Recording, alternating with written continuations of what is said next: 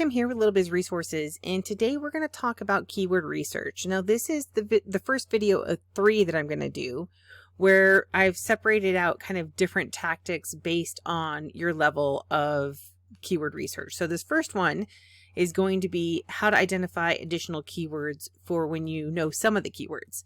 Part 2 is going to be how to figure out what keywords relate to me when you don't know any, and part 3 is going to be how to identify more profitable keywords for those who make money using AdSense.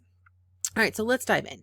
I'm here, obviously I'm going to be using Google because that's got the most amount of keywords to be able to analyze volume and everything else, and most people use it for search. Now, I'm using 2 specific tools when we're doing this. The first one's going to be Keywords Everywhere, and if you don't have that, I recommend you get it. Just go to keywordseverywhere.com. Everywhere, and sign up. And the pricing is really inexpensive for this. It's $10 for 100,000 credits. That's all I've paid so far for the year. I can't imagine I'm going to need any more than that because I don't do enough keyword research to warrant that. But even so, I might end up paying $20 for the entire year, right? So it's really, really, really cheap for the amount of information you get. The second tool we're going to be using is the Google Keyword Planner. Now, the Google Keyword Planner is part of the Google, I'm going to do Keyword Planner. It's part of Google Ads. And so you have to go into Google Ads, and then you have to sign into it. Let me get signed in over here just so I can make sure. I have ad accounts and stuff I really don't want to reveal. All of a sudden Google's calling me, why are you doing that? So here I am. I'm in one of my ad accounts now, and I'm going to go into the tools and settings, and I'm going to go to the Keyword Planner. And from here, you can do discover new keywords and get search volume and forecast for specific words.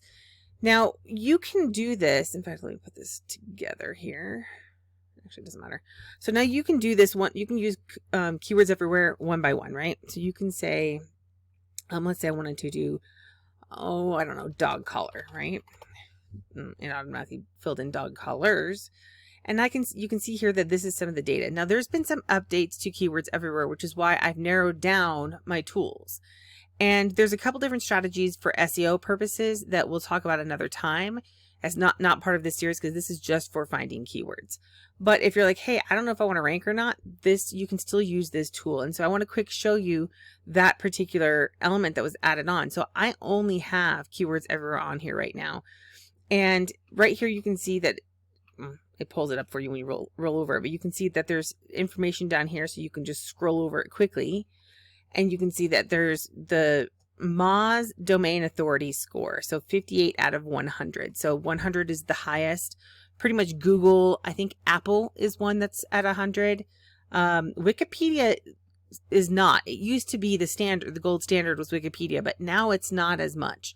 So you can see that the Moz DA, which means domain authority, is listed there. And that's important for those of you who are trying to figure out competition and, what's my potential for ranking and everything.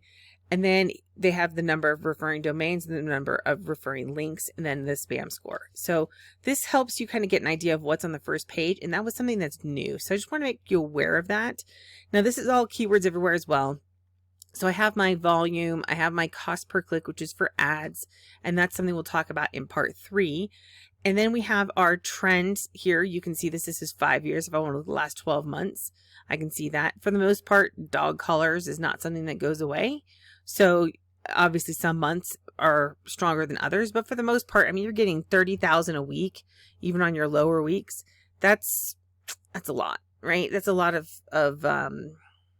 searches. So you know that there's a lot of people looking for dog collars on a regular basis. So here you can see related keywords, which this is also pulled from Google. And then people also search for.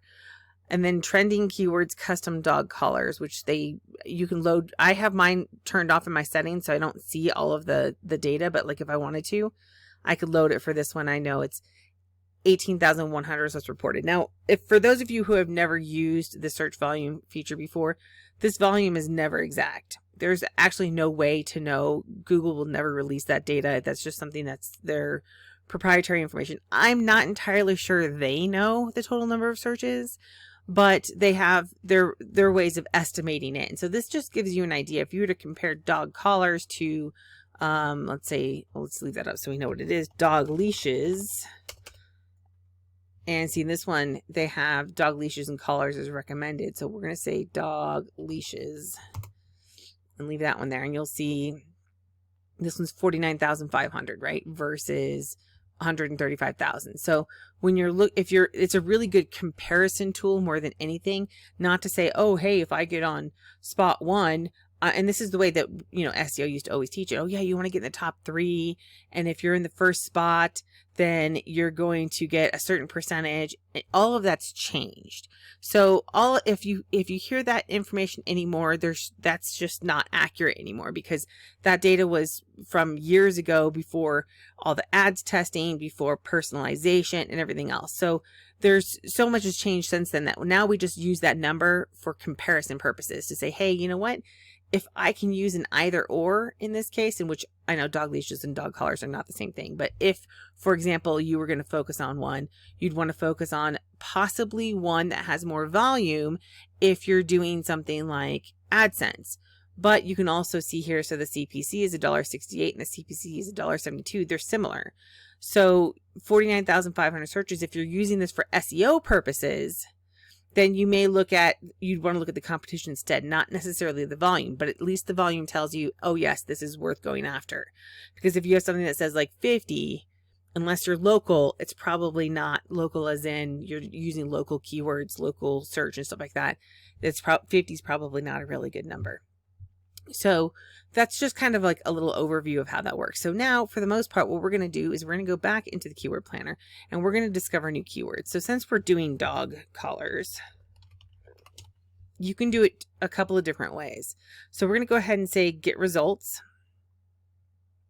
And this will pull up loosely the information that's most related. So you'll see that there's like shock color. This is actually getting better than it used to be, because it used to be that you could put in a word, and I say this, I'm going to scroll down and watch, there'll be something really, really weird. But it used to be you would put that in there and you get about, so let's say there were 50 words that it came back. This one says 2,072 keyword ideas available, right? Now, all of this data doesn't come up normally. This right here, this volume, CPC, comp, and trend, this is all from Keywords Everywhere.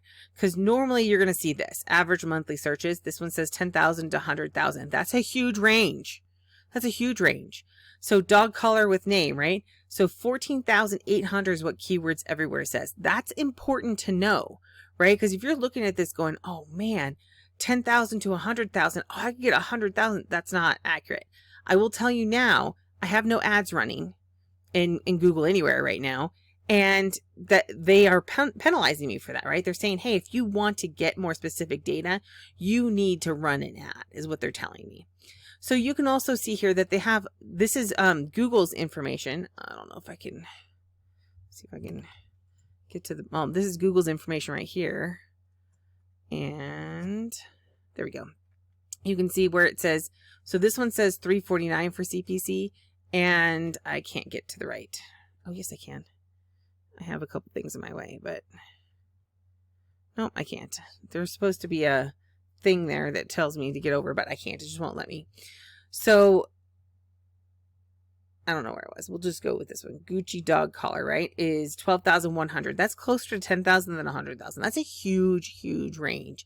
So if you're like, hey, I'm just going to use this without knowing anything, this is exactly why we need Keywords Everywhere, right? So that we can turn around and say, hey, this is how we can be a little bit more specific and say, look, if I have this versus this, which one do I want to focus on? And again, if you're doing it for SEO purposes, search engine optimization, then you're going to want to use a different strategy, which we'll talk about another time.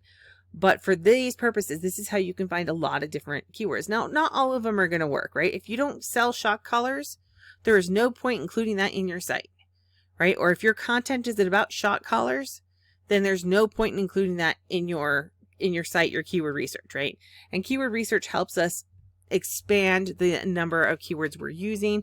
If you're running ads, you can, find more to target, etc. So in this case, we've got, look, dog leashes is actually one that they recommended with it, so that it's one of the 2,072 keyword ideas available.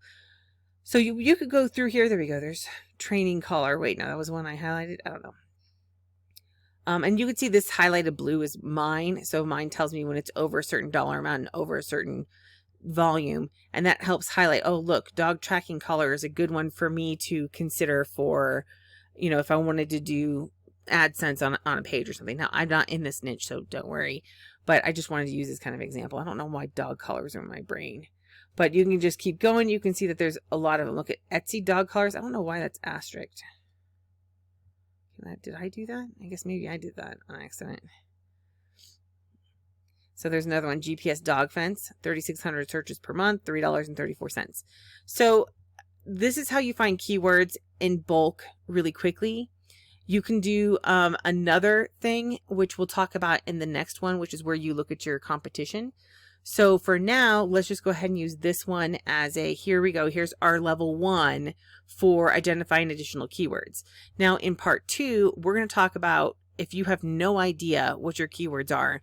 And I see this a lot where people think they know what their keywords. I know what my keywords. I'm going to do shoes. You're not going to do shoes, right? You want to get down. You don't want to do, if you can avoid doing dog collars, and you can do luxury dog collars, or you can do citronella collar, if that's actually a thing. That sounds weird, but it could be a thing. You know, if you can do something, best bark collar, right? If you can do something that's that specific, you're more likely to connect with your audience than putting dog collars, right? Because they're going to be looking for a solution. They're not just, if they're looking for dog collars, first of all, it's an e-commerce keyword.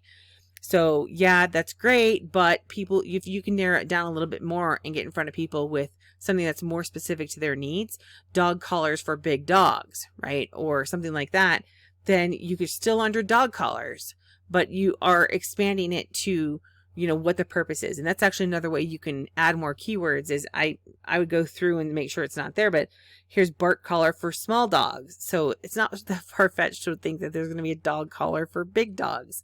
When I had dogs, I had that problem. I'd go into PetSmart and they were always out of the big dog collars. So when the internet finally came around, what was the first thing I was looking for? Dog collar for big dogs. Of course, back then, couldn't find anything. So that's it for this one. Go into part 2 if you're interested to see how to find out what keywords relate to me, if you're brand new at it.